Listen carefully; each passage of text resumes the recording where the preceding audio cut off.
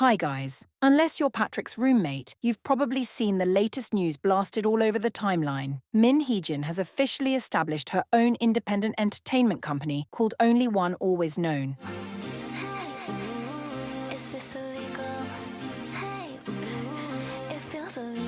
Jokes aside, I'm actually not surprised. I knew she'd eventually start her own thing. That's clearly been her goal. The part of this that did shock me was the timing, though. I didn't think she'd announce a company this quickly, let alone so close to the verdict date for NewJeans and ADOR. I didn't think we'd see something like this until next year at the earliest, but I guess we're here now. There's never a dull moment with this woman, is there? If you guys want my first reaction, well, my initial thoughts were, damn, this tampering lawsuit is about to be funny as hell. My second thoughts were a bit more grounded, though, because I'm not convinced she'll keep working with NewJeans. If the verdict doesn't go their way, and they're forced to stay with ADOR or pay a penalty fee, I don't see Heejin waiting around, nor footing the bill. This is just my own speculation, of course, but if she did agree to pay off their debt, NewJeans may end up working under her new company for free until it's settled. I just see her putting the onus on them to make a reunion possible, as opposed to Heejin going out of her way to help them. Now, how does this impact her numerous ongoing lawsuits? In the shareholders' agreement case with HYBE, both sides agree that the contract is terminated. Even HYBE's own argument of cancelling the shareholders' agreement in July 2024 will make it hard for them to prove a violation of the non-compete within it. There's still the question of, why do this now? It's still a legal grey area. There's no guarantee NewJeans will be able to work with her, and there's no harm in waiting to launch something like this. So why not wait? Guys, I actually have a theory about this. One reason I don't like Heejin is because I don't find her to be sincere, and I believe NewJeans' trust in her is misplaced. These girls basically martyred themselves as some show of loyalty to this woman, but in the end, I knew them, and their families would be the ones left holding the bag. Once the court rules their exclusive contracts valid, they'll be at the mercy of ADOR, and likely looking to Heejin for guidance. That's why the timing of this announcement is very strategic, because imagine if this came out after the ruling. It would be a bad look for Heejin to essentially announce she's moving on while NewJeans is actively stuck inside ADOR, trying to come up with the money to buy themselves out. Announcing it now before the verdict is solidified allows her to paint this as a show of confidence. Kind of like, hey girls, I know you guys are going to win, so I set up this company and everything will be ready to go as soon as you're free. Heejin has NewJeans, their families, and of course many of their fans on her side because they believe she has been fighting for them this entire time.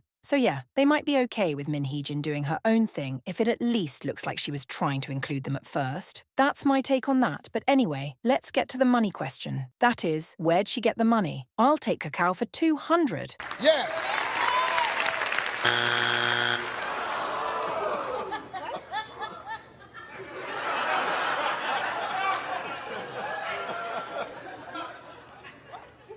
It's a great answer.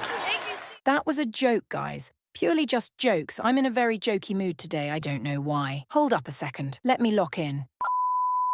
In all seriousness, the headquarters for Heejin's new company is based in Gangnam. The building was purchased last year by a consulting firm and has seemingly been in construction ever since. Interesting stuff indeed. Honestly, I don't want to speculate too much at this point because there's a lot we don't know, so I think it's best we just observe what happens between now and the final verdict on October 30th. Instead, let's switch gears and discuss another petition sent to court in support of NewJeans. 32 professionals from across the political spectrum and entertainment field have signed off on a protest to the injunction placed on NewJeans' activities. They believe the standard 7-year idol contract is flawed, and the K-pop industry should follow America's music business model. The statement reads, "We regret that NewJeans has been banned from all entertainment and showbiz activities due to a small court's provisional injunction." I hate to stop after one sentence, but this is already wrong on many levels. They're not banned from activities, they're banned from independent activities, which is a meaningful difference. They can work as much or as little as they want if they do so through the exclusive agency they signed a contract with. Secondly, the judicial system is often regarded as the last line of defense for upholding rule of law and protection of rights. NewJeans will have to rely on these same courts for their own case, so it's not smart start to belittle their authority as small, while simultaneously asking for their help. Let's continue. Unlike the United States, which is a developed country in the entertainment industry, Korea does not have an official agency system that provides legal benefits for entertainers. The problem lies in the Ministry of Culture, Sports and Tourism's standard contract. It subordinates all of an entertainer's livelihood activities to a single agency and imposes obligations solely on them for 7 years. In America, for cases like this, the group would have secured free agency status through an opt-out clause, or the right to review their contract. We hope that the government will also step in at the national level and prevent a situation in which a single court ruling based on a flawed standard contract prohibits the members from engaging in activities they wish, thereby causing a global idol group and potential national asset to fall apart. The petition also highlights that HYBE invested 16 billion Korean won into NewJeans. The group's debut returned nearly 4 times that investment in 2022 operating profits alone. The petitioner's request active consideration is given to introducing an American-style authorized agency system as a fundamental solution to the frequent contract disputes between entertainers and agencies that occur only in Korea. Okay, so, even though this petition was written under a very flawed premise, I still want to dig into the spirit of what's written here. Let me first say that this deferral to America as a model for a developed nation, especially at a time like this, was quite amusing to read. Let's fucking go. Let's go.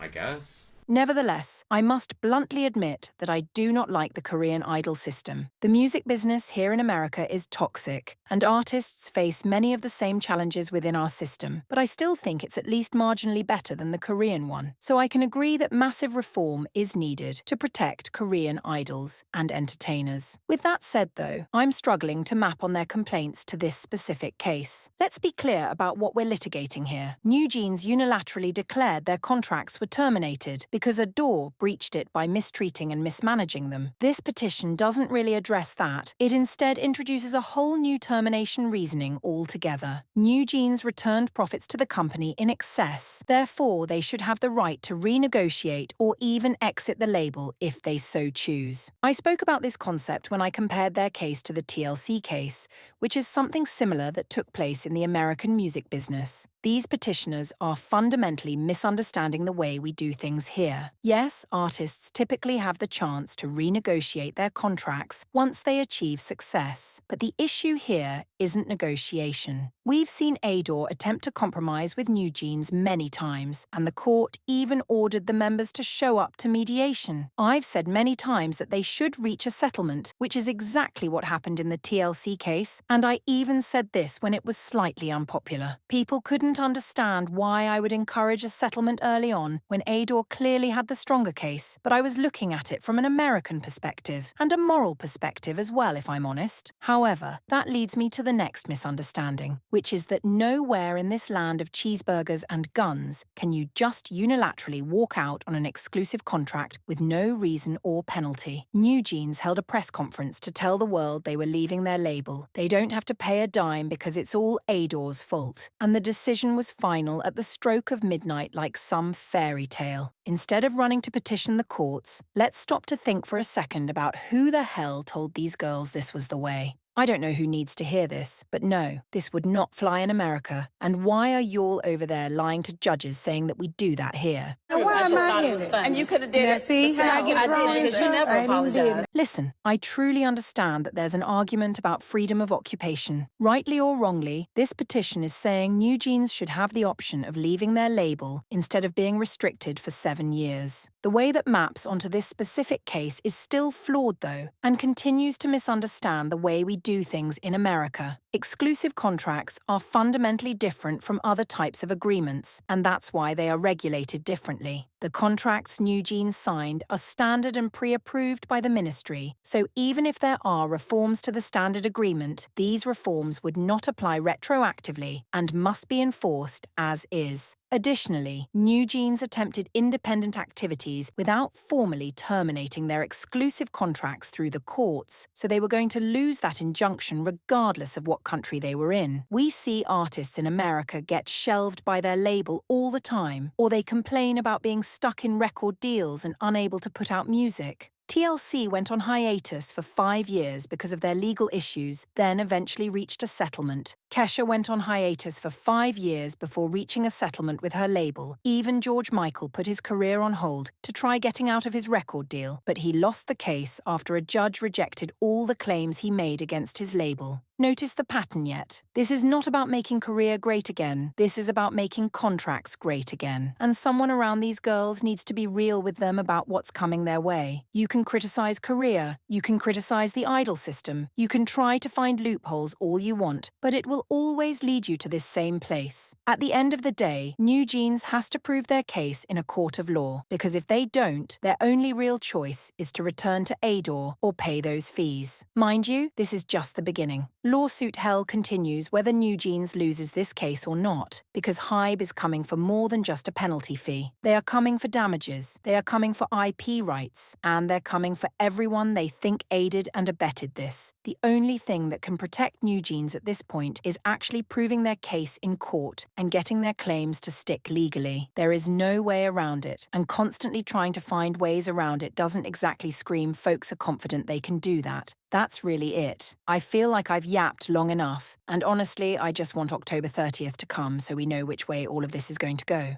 NewJeans have already cemented their place in Korean law school textbooks going forward. Whether their chapter is a positive one or a cautionary tale, I guess we'll see. Thank you for watching, and please subscribe for future uploads.